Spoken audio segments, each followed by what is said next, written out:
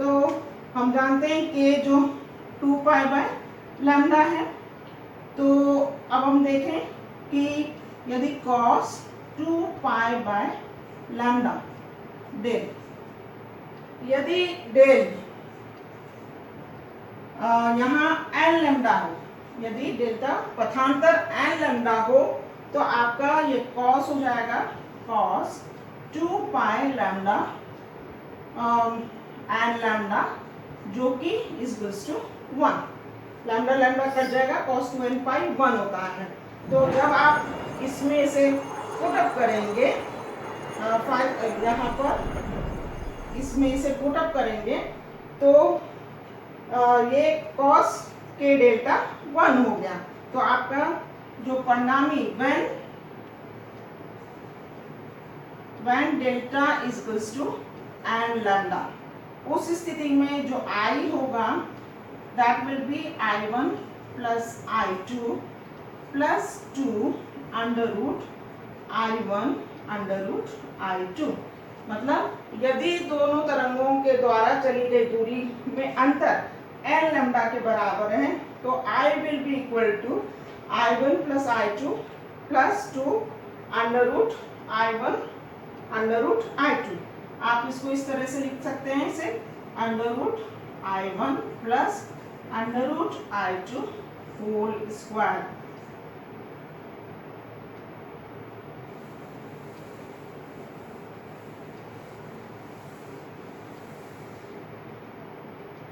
तो under root ये आपको मिला when डेल्टा इज, जब delta equals to n lambda है, तो I equals to intensity under root I1 plus under root I2 whole square होती है। यदि जो दोनों तरंगे जो अध्यारोपित हो रही हैं उनकी intensity I1 equals to I2, यानी आयाम यदि बराबर हैं तो इंटेंसिटी भी बराबर होगी। तो I1 equals to I2 equals to I0 ले ले अगर, तो I इक्वल्स टू ये कितना हो जाएगा, twice under root I0 whole square, यानी ट्वाइस I0, सॉरी ये 4I0, 2 का स्क्वायर 4I0। तो आप देख रहे हैं कि यदि दोनों तरंगें समान आयाम की हैं और जब वो अध्यारोपित हो रही हैं, तो जो परिणामी इंटेंसिटी है वो 4I0 हो रही है। मतलब वैसे सामान्य रूप में हम सोचते हैं कि यदि दो तरंगें एक दूसरे पर अध्यारोपित होंगी, दोनों की इंटेंसिटी I0 है, तो अध्यारोपित होने के बाद जो इंटेंसिटी 2x I0 हो जाएगी, लेकिन वास्तव में जो इंटेंसिटी है वो 4I0 होती है। तो ये जो स्थिति है ये कंस्ट्रक्टिव इंटरफेरेंस की स्थिति कहलाती है। कंस्ट्रक्टिव इंटरफेरेंस, इसे हिंदी में समपोषी व्यतिकरण कहते हैं। समपोषी व्यतिकरण।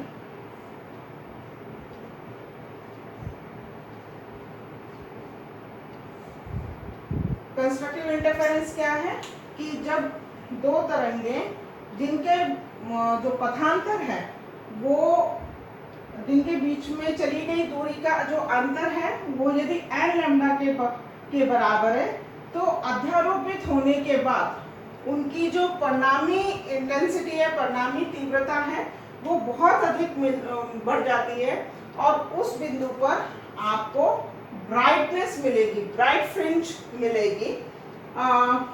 दूसरा हम बात करें कि जब delta equals to n plus half lambda, पहले तो बात की थी जब delta equals to n lambda था, अब हम बात कर रहे हैं जब delta equals to n plus half lambda है। तो यहाँ पर हम डेल्टा को एन प्लस हाफ लैम्डा ले लें, इधर एन प्लस हाफ लैम्डा। तो लैम्डा कट जाएगा यहाँ से, तो ये आपको मिलेगा -1। तो ये -1 हो जाएगा। तो जब हम इसे यहाँ पर रखेंगे तो कॉस के डेल्टा माइनस होगा, तो यहाँ पर हम जो आपको मिले ये माइनस होगा, तो यहाँ पर आगे आपको माइनस मिलेगा। तो हम इसको यहाँ से रख कर दें, ये आपको यहाँ माइनस मिलेगा। तो यहाँ जो आएगा वो माइनस आएगा, √I1 माइनस √I2। तो जब आप इसे यहाँ पुटअप करेंगे तो आपकी जो परिणामी है I = √I1 minus √I2 whole square. और वही यदि दोनों तरंगों का आयाम बराबर है, I1 I2 = I0, तो ये हो जाएगा ये I1 I0 और I2 I0, तो इंटेंसिटी = 0। मतलब यदि जो दोनों तरंगे यहाँ से चल रही हैं और उनका आयाम दोनों का बराबर है और उनके बीच में पथांतर n+½ लैम्डा है यदि, तो यहाँ पर जब वो अध्यारोपित होंगी तो यहाँ आपको कंप्लीटली डार्कनेस मिलेगी। भले ही दोनों प्रकाश तरंगे वहां पहुंच रही हैं, लेकिन उनके बीच का जो पथांतर है वो n+½ लैम्डा होने के कारण अध्यारोपण के पश्चात वहां आपको कंप्लीटली डार्कनेस मिलेगी। ये एक बड़ा मजेदार चीज आप कह सकते हैं कि दोनों तरंगे उस पॉइंट पे पहुंच रही हैं, दोनों तरंगों, लेकिन अध्यारोपण दोनों के द्वारा चली गई जो दूरी है वो इस तरह की है, इतनी है n+½ लैम्डा, कि जब अध्यारोपण हुआ है उन दोनों के ऊपर, उन दोनों का एक दूसरे के ऊपर, तो वहां आपको कंप्लीटली डार्कनेस मिलेगी यदि दोनों का आयाम बराबर है। लेकिन यदि दोनों का आयाम में थोड़ा अंतर है तो आपको थोड़ी डार्कनेस मिलेगी, थोड़ी ब्राइटनेस मिलेगी, लेकिन जो ब्राइट फ्रिंज है उसके रिस्पेक्ट में आपको बहुत कम ब्राइटनेस मिलेगी, तो आप उसे लगभग डार्क ही कहेंगे।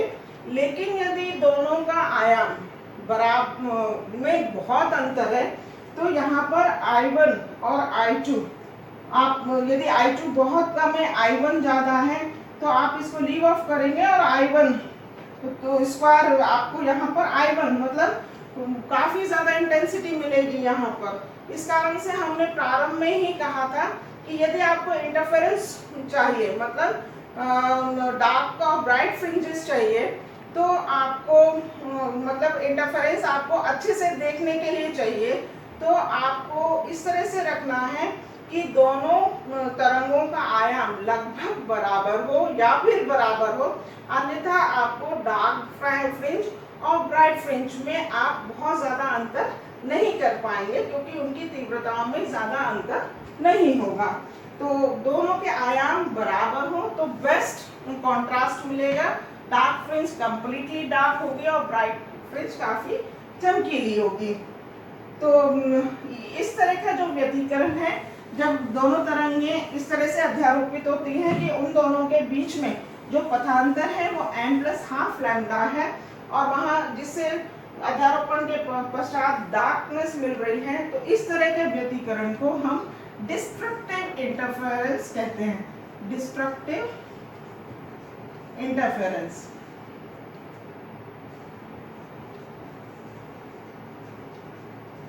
यानी विनाशी व्यतिकरण, हिंदी में इसे विनाशी व्यतिकरण कहते हैं।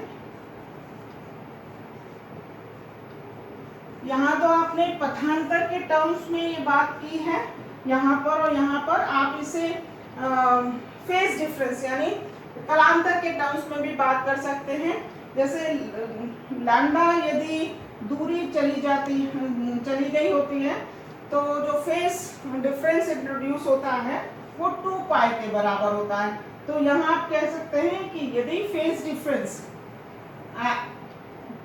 लैम्डा की जगह 2π रखें तो 2nπ है। अगर यदि फेज डिफरेंस 2nπ के बराबर है, तो आपको कंस्ट्रक्टिव इंटरफेरेंस यानी संपोषी व्यतिकरण मिलेगा। और यदि phase difference n plus half lambda, lambda वही 2 पाई, दैट मीन्स यहाँ पर रख दें 2n पाई प्लस पाई, मतलब 2n प्लस 1 पाई। मतलब यदि फेज डिफरेंस 2n प्लस 1 पाई, आप फेज डिफरेंस के टर्म्स में बात करें तो इसके लिए delta is equal to 2n plus 1 pi phase difference है, तो डिस्ट्रक्टिव इंटरफेरेंस मिलेगा। तो पथांतर के टर्म्स में बात करेंगे कंस्ट्रक्टिव इंटरफेरेंस के लिए, तो पथांतर एल लैम्डा होना चाहिए, और कलांतर यानी फेज डिफरेंस की बात के टर्म्स में बात करें तो वो 2n पाई होना चाहिए। और डिस्ट्रक्टिव इंटरफेरेंस के लिए पथांतर के टर्म्स में बात करें तो वो n प्लस हाफ लैम्डा होना चाहिए। और फेज डिफरेंस के बारे के टर्म्स में बात करें तो 2n प्लस 1 पाई होना चाहिए। तो ये कंस्ट्रक्टिव इंटरफेरेंस और डिस्ट्रक्टिव इंटरफेरेंस है। तो एक बार हम रिवाइज कर लें कि इंटरफेरेंस क्या है, कि जब दो तरंगे जिनकी फ्रीक्वेंसी एकदम समान है और आयाम लगभग समान है, जब एक दूसरे पर अध्यारोपित होते हैं तो ऊर्जा का पुनर्वितरण होता है। कहीं पर आपको डार्कनेस मिलेगी और कहीं आपको ब्राइट फ्रिंज मिलेगी, ब्राइटनेस मिलेगी। तो इसको जो आपने इंटेंसिटी निकाली है उसको आप उसका वितरण, जैसे आपने देखा कि इंटेंसिटी 0 से लेके मैक्सिमम तक, मिनिमम से लेके मैक्सिमम तक वैरी कर रही थी। यदि हम इसको प्लॉट करें इंटेंसिटी कर्व को, तो 0 ये इस तरह से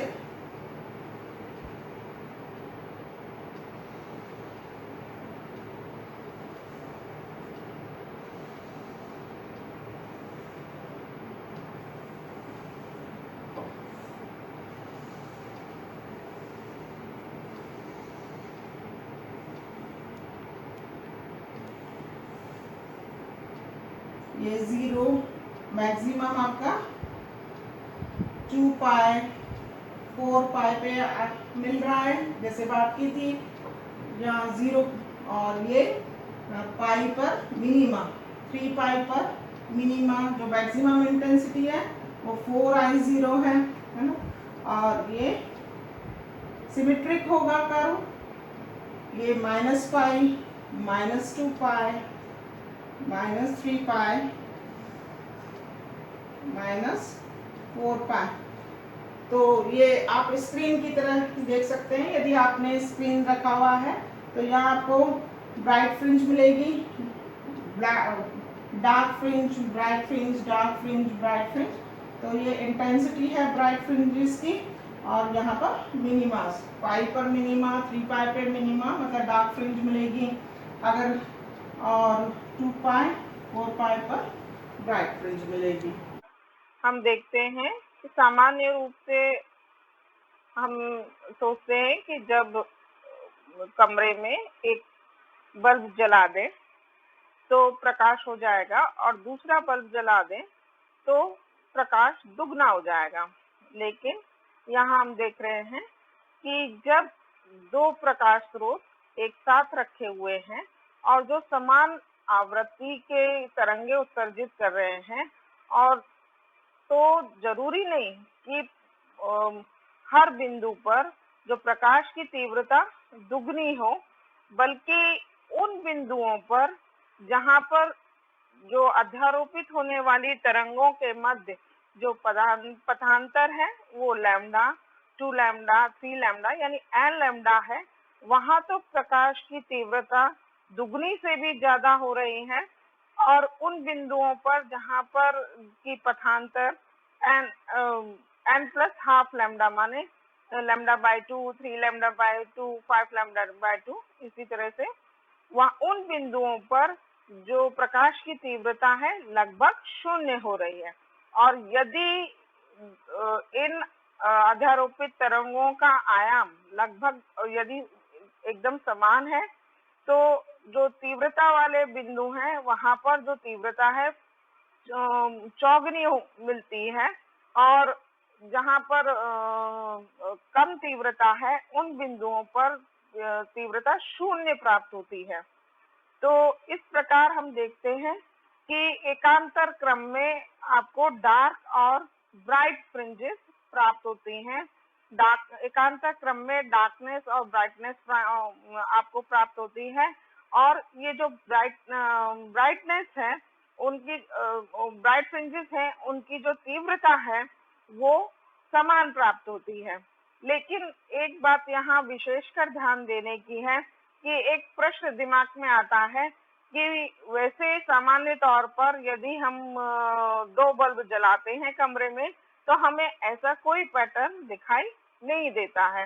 वो इस कारण से है क्योंकि ये जो दो प्रकाश स्रोत है ये कला संबद्ध स्रोत नहीं है।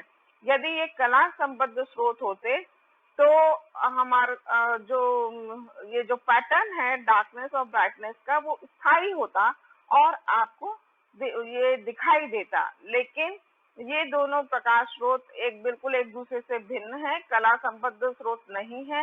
इस कारण से ये पैटर्न बनता तो है लेकिन 10 टू द पावर ऑफ एक सेकेंड में 10 टू द पावर ऑफ 8 बार, एक सेकेंड में 10 टू द पावर ऑफ 8 बार बदलता है। इस कारण से हमारी आंखें उसे डिटेक्ट नहीं कर पाती हैं। इसलिए सस्टेनेबल इंटरफेरेंस के लिए मतलब स्थायी पैटर्न देखने के लिए यह आवश्यक है कि दोनों जो स्रोत हैं वो कला संबद्ध स्रोत होने चाहिए, यानी कि कोहेरेंट सोर्सेस होने चाहिए। कोहेरेंट सोर्सेस यानी कला संबद्ध स्रोत क्या होते हैं यह हम नेक्स्ट वीडियो में स्टडी करेंगे। धन्यवाद।